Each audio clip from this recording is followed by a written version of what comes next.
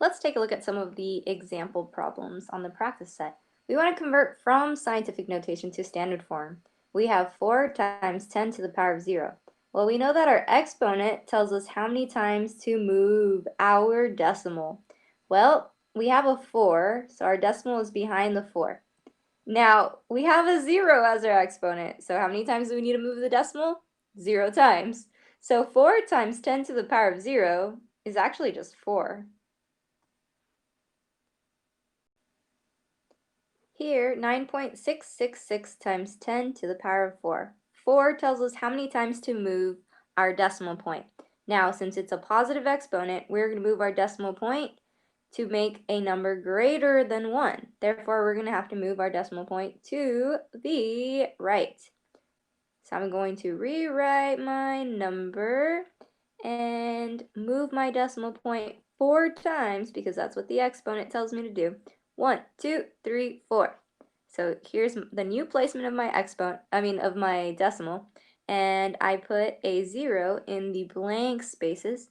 So I have an answer of 96,660. Let's take a look at another one.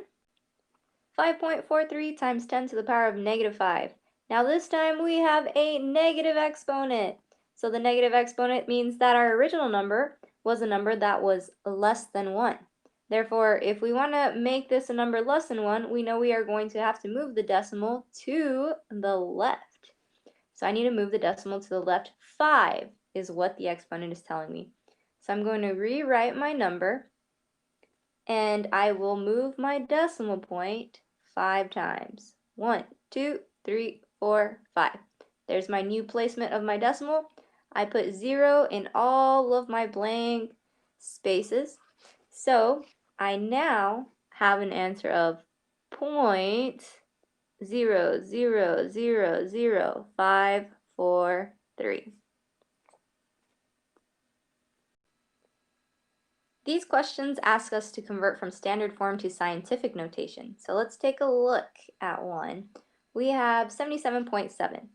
So 77.7, in order to convert to scientific notation, we must have one non-zero digit to the left of our decimal point. So let's count how many places we need to move our decimal point to the left in order to have only one non-zero digit to the left of our decimal point. All we have to do is move it over once, and we have one digit and only one digit in front of our decimal point. So we have a coefficient of 7.77. We multiply that times 10 to the power of however many times we moved our decimal point over. We only moved it over once, so 10 to the power of 1. Well, we know 10 to the power of 1 is just 10. So 7.77 times 10 is our answer for number 1. Now let's take a look at number 7, 0.00283. Let's convert this to scientific notation. Remember, we can only have one non-zero digit to the left of our decimal point. So I'm going to count how many times I need to move my decimal point in order for that to happen. 1, 2, 3. So if I move my decimal point 3 times to the right, I end up with 2.83. So that's my coefficient, 2.83. I multiply that times 10 to the power of an exponent. Now the exponent tells us how many times we moved our decimal. Now remember, if we're dealing with a very small number, we know we are going to have a negative exponent.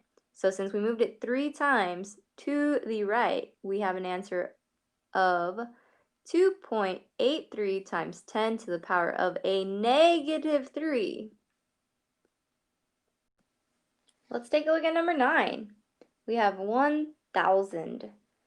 So I need to move my decimal point, which is behind all of my zeros, in a place so that I only have one non-zero digit in front of my decimal. So 1, 2, 3. This placement would allow me to have only one non-zero digit in front of my decimal. Now, I have 1.0 as my coefficient times 10 to the power of how many times did I move my exponent to the left? 1, 2, 3. So I have an exponent of 3. So instead of writing 1.0, I can just write 1. So 1 times 10 to the power of 3 is 1,000 in scientific notation.